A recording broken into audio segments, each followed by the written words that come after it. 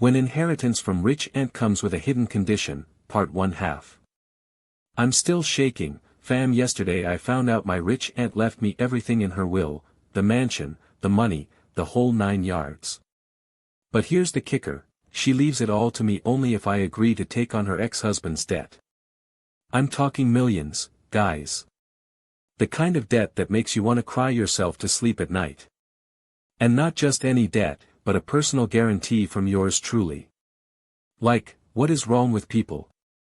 Does anyone think it's fair to drag me down into their mess? But the cherry on top was when I got a call from her lawyer telling me that she wants to discuss the details over lunch. Like, at the mansion. With the debt collector waiting outside. I'm thinking, okay, sure thing. And then I show up and it's all smiles and rainbows until he starts talking about my generous offer. I swear, some people have no shame. The audacity is just, wow. He says it's not even his problem anymore, that the debt is mine to own now. Own it. Like, are you kidding me? This guy's broke, guys. I mean, we're talking, can't even afford to pay himself back, broke.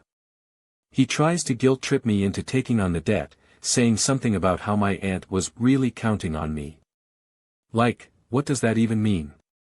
Did she think I'd just magically be able to pull millions out of thin air? It's all just so infuriating. And then, right as we're about to wrap up the meeting, he pulls out a stack of IOUs from other creditors. Guess it looks like you'll have some company, he says with a smirk. Company? This guy's got more debt than I've got fingers on my hand. I'm done. Finito. I won't play his game. But little do I know, this is just the beginning, and I'm about to find out what that beginning looks like. Part 2, fast forward a week and I get another call from him.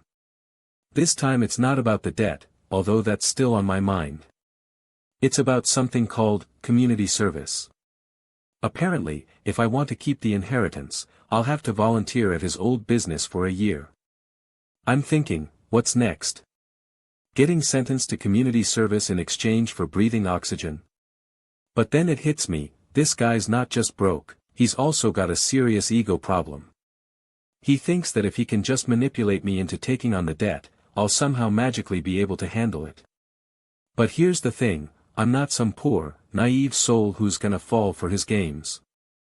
I've done my research and it turns out his business is going through a major restructuring, and he's been laid off for months.